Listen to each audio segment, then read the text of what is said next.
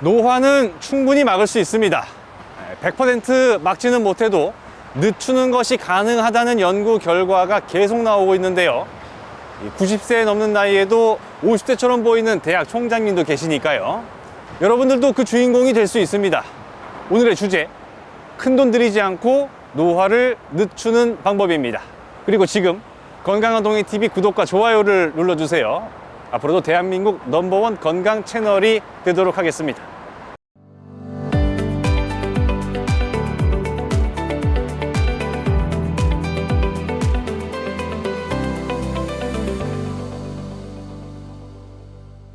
사람의 수명은 계속 늘어나고 있습니다.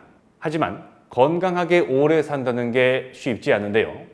한국인의 기대 수명은 2020년에 83.5세까지 늘어났습니다. 하지만 정상적으로 일상생활이 가능한 건강 수명은 15년 이상 짧은 것으로 나타났는데요. 우리가 젊음과 건강을 유지하는 생활 습관에 익숙해져야 하는 이유입니다. 남들보다 10년이나 20년 젊어 보이는 외모, 청년 같은 신체를 위한 가장 쉬운 3가지 습관을 꼭 기억해 두세요. 첫 번째로, 최근에 맨발 걷기 운동을 즐기는 분들이 많은데요. 잘못된 맨발 걷기는 오히려 없던 병을 생기게 합니다. 전문가들이 제시한 10년 젊게 하는 맨발 걷기에 대해 알려드리겠습니다. 두 번째는 TV를 보면서 노화를 막는 방법인데요. 어쩌면 운동보다 더 큰 효과를 볼 수 있다고 하니 꼭 알아두시면 좋겠습니다. 마지막 세 번째는 밥에 넣어 먹으면 노화 방지에 큰 도움을 주는 방법을 알아봤습니다. 매일 우리 식탁에 빠짐없이 등장하는 밥에 젊게 살 수 있는 열쇠가 있었던 겁니다. 젊게 살기 위해서 규칙적인 운동이 필요하다는 것을 모르는 분은 없을 겁니다.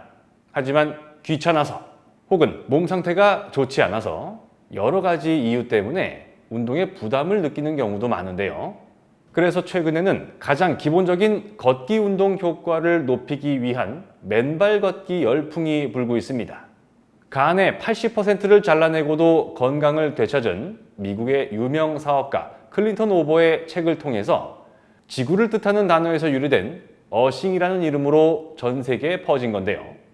우리 몸에 흐르는 약한 전류가 맨발을 통해서 지구와 만나면 자유전자가 몸속에 흐르면서 만성 통증과 스트레스를 완화하고 건강을 회복시킨다는 것, 맨발 걷기를 통해 얻을 수 있는 효능이라고 전해집니다.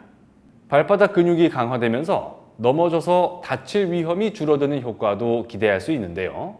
그런데 맨발 걷기 운동을 잘못하면 오히려 관절이 망가진다고 합니다.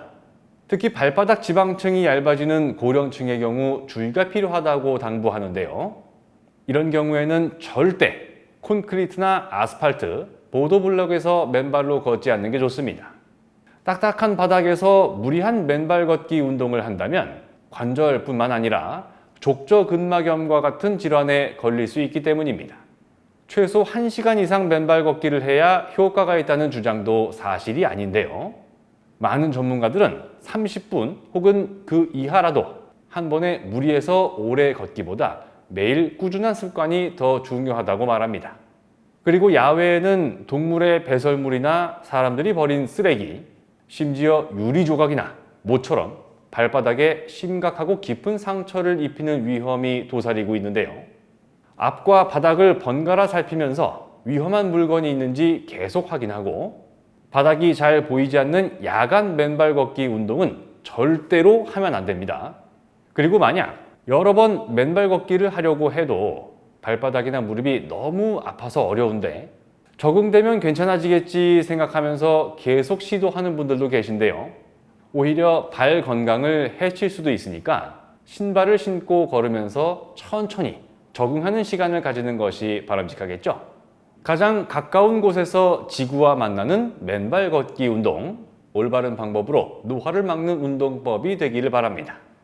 집 안에서 젊음을 되찾고 노화를 막는 방법도 있는데요. 밖에 나갈 필요가 없기 때문에 언제든 할 수 있다는 것도 장점이겠죠. TV를 보면서 틈틈이 스트레칭을 하는 겁니다. 스트레칭은 운동보다 쉽지만 운동보다 더 큰 효과를 볼 수도 있는 비장의 무기인데요. 미국 질병통제예방센터 CDC에서는 오래 앉아 있는 것을 제2의 흡연이라고 주장했습니다. 오래 앉아 있을수록 당뇨병, 고혈압, 심장병, 암에 걸릴 위험이 높아질 뿐만 아니라 수명도 짧아진다는 것인데요. 그래서 가만히 앉아 TV를 보는 것이 건강에는 독약이 될 수도 있다는 겁니다. 하지만 반대로 TV를 보면서 스트레칭을 하면 노화를 방지하는 최고의 방법 중 하나가 될 수 있는데요. 몸 여기저기를 쭉쭉 늘려주는 스트레칭은 과격한 운동과 달리 호흡이 가쁘거나 고도의 집중력을 필요로 하지 않습니다. TV를 보다가 잠시 일어나 기지개를 켜고 몸을 왼쪽으로 돌린 다음 허리를 반대편으로 돌려주고 오른손으로 벽을 짚고 왼팔로 왼쪽 다리를 잡고 뒤로 젖혀주는 이런 것들입니다.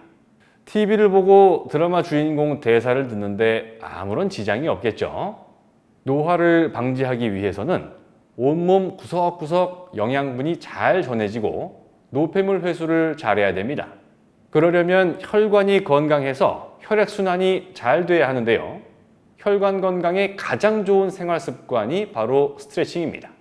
미국과 이탈리아 대학 공동연구팀이 12주 동안 실험을 해본 결과 일주일에 5번 하체 스트레칭을 하는 것만으로도 온몸의 혈류량이 늘어나는 것으로 나타났다는 겁니다. 그렇다고 해서 한 번에 무리해서 힘을 준다거나 억지로 통증을 참아가면서 스트레칭을 하면 절대 안 되겠죠.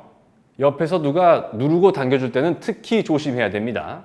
힘을 줘서 여러 차례 늘리려 하지 말고 적당히 근육을 늘린 상태를 5에서 10초 동안 유지한 다음 천천히 원래 자세로 돌아오는 게 좋다고 하니까요. 무리하지 말고 적당히 자주, 이 원칙만 기억하시면 좋겠습니다. 잡곡밥 챙겨 드시는 분들 많으시죠? 흰쌀밥보다는 아무래도 건강에 좀 더 도움을 주니까요. 그런데 이제 견과류 밥을 좀 더 챙겨 드시면 좋겠습니다. 잡곡도 물론 좋지만 견과류 밥을 지어 먹는 것이 영양 균형 측면에서는 훨씬 더 큰 도움을 줍니다. 잡곡의 주성분은 탄수화물, 견과류의 주성분은 불포화 지방산이기 때문인데요. 한국 음식 문화에 잘 어울리는 호두 영양밥을 드셔보면 좋겠습니다. 전 세계 최대 호두 생산지 미국 캘리포니아 호두협회에서 제시한 방법이기도 한데요. 흰 쌀에 호두 그리고 표고버섯과 우엉 같은 건강 채소를 넣고 밥을 짓는 겁니다. 쌀과 호두만 넣고 밥을 짓는 것도 괜찮겠죠.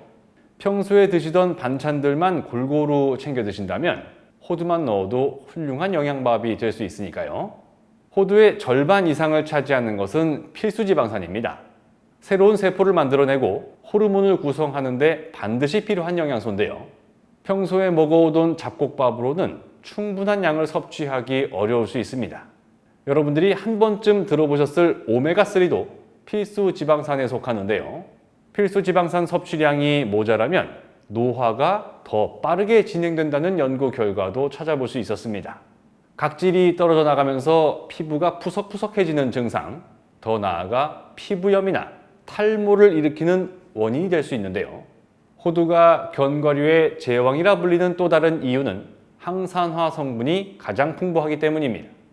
미국 스크랜튼 대학 조 빈슨 박사는 호두가 나쁜 콜레스테롤 생성을 차단할 수 있다고 주장하면서 그 이유는 다른 견과류보다 폴리페놀 함량이 높기 때문이라고 밝혔는데요.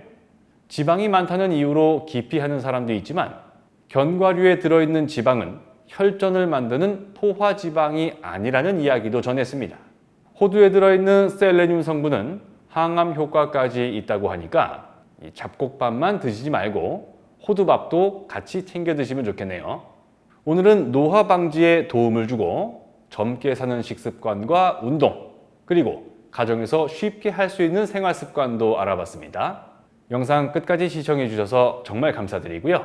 부디 여러분들께서 앞으로 맞이하시는 모든 날들이 이 건강한 하루하루가 되시기를 진심으로 바라겠습니다. 고맙습니다.